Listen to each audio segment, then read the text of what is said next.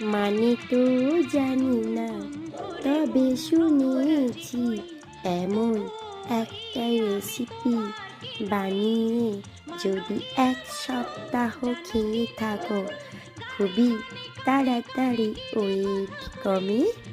তো তোমরা কিন্তু এমন একটা রেসিপি একদম মিস করো না।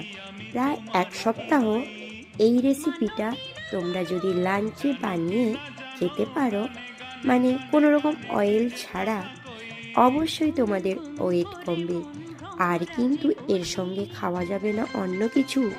আমি যেরকম থালিতে দিলাম, তোমরা এমন খাবার প্রায় 1 সপ্তাহ লাঞ্চে খেয়েও অবশ্যই তোমাদের রেজাল্ট পাবে।